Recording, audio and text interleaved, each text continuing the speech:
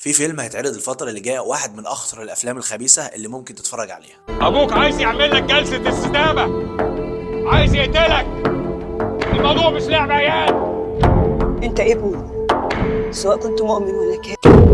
فكرة الفيلم بتدور لشاب أبوه شيخ سلفي، وكان أبوه بيضربه ويعذبه علشان يحفظ القرآن الكريم وكتب الحديث واتباع السنة. المهم بسبب المعاملة الشديدة والقاسية اللي كان بيعملها الأب لابنه، كبر الابن وبقى كاره للدين وألحد وبقى مشتت في حياته، لحد لما كبر الشاب واتصاحب على شاب وسط يزني ويشرب الخمر، وقال له يا عم ده الدين الإسلامي دين يسر مش دين عسر. المهم بعد التضربات والأحداث الخبيثة والرسائل الخفية اللي بيوصلها لنا الفيلم بيخلص على كده. الهدف الأهم والخبيث من ضمن الأهداف الخبيثة اللي بيقدمها لنا الفيلم، وهي إن الفيلم بيطلب من شبابنا والجيل اللي طالع ان احنا نقلد ونكون النموذج الوسطي ده، اللي هو الشاب العادي اللي ممكن يكون بتصلي وفي نفس الوقت بيطلع يزني وفي نفس الوقت هو منافق. خليك شاب متضارب متوسط، اهم حاجه ما تبقاش معتدل. على فكره قصه فيلم الملحد ده، الفنان الراحل مصطفى درويش رفض انه يشارك في اعمال الفيلم ده، الله يرحمه، الراجل ده كان عنده مبدأ. انما بقى الفنان الكبير والقدير محمود حميده اللي هو قايم بدور الشيخ السلفي متجمد الفكر في فيلم الملحد، لو ما شاء الله من ملامح محمود حميده كده تحسوا انه قايم بالدور ايه زي ما قال الكتاب. اما بقى الفنان احمد حاتم اللي قايم بدور الشاب الملحد،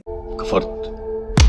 ده بقى في حتة تانية خالص. قال لك فيلم في الدين وهيثير الجدل وهيطلع ترند، ايه المشكلة اما نشارك فيه؟ يا جدعان لازم نفهم ان الناس دي مش فارق معاهم نظرة الناس ليهم، ولا فارق معاهم الدين اصلا. تعالى بقى يا معلم لما نروح لمؤلف الفيلم، صاحب الفكر، مستنقع الالحاد، الكاتب الكبير ابراهيم عيسى. الراجل ده زي ما انتم عارفين في السنوات الاخيره من اكتر الناس اللي بتعادي الدين الاسلامي. علشان تبقوا واعيين وفاهمين، الفيلم ده هيتعمل له دعايه ضخمه علشان ينجح ويوصلوا للهدف اللي هم عايزينه. حاجه بالعقل كده، فيلم تاليف ابراهيم عيسى واخراج احمد السبكي. الناس دي تعتبر من اكتر الناس اللي شوهت المجتمع المصري. فيلم الملحد ده هيتعرض يوم 14/8. طبعا مش بحكي لك كل ده علشان خاطر يزيد فضولك انك تروح تسمع الفيلم، طبعا انت سمعت الفيلم يبقى حققت اللي هم عايزين، نجاحات ودولارات وفلوس. انما بقى فيلم الملحد ده لو الناس ما اتفرجتش عليه بجد على السينما او على النت، فيلم الملحد ده هيفشل فشل ذريع، وهيكون عبره لاي مؤلف او مخرج او ممثل يعمل حاجه تمس الدين او تاذي المجتمع. يا ريت من دلوقتي الناس تقاطع الفيلم ده او اي عمل هدام بيضر المجتمع. يعني انت متخيل لو رحت سمعت الفيلم ده بتقطع تذكره بفلوس في حاجه بتضر دينك؟ نصيحه مني يا اخويا، خليهم يخسروا الملايين اللي دفعوها على الفيلم ده، لان الجيل ده واحنا اصلا من غير اي حاجه في تضربات في دماغنا والدنيا بايظه معانا. وبس كده، ربنا يهدينا ويتولانا. انا معكم ابراهيم علام في اصل الحكايه، وما يحلى الختام الا بكلمه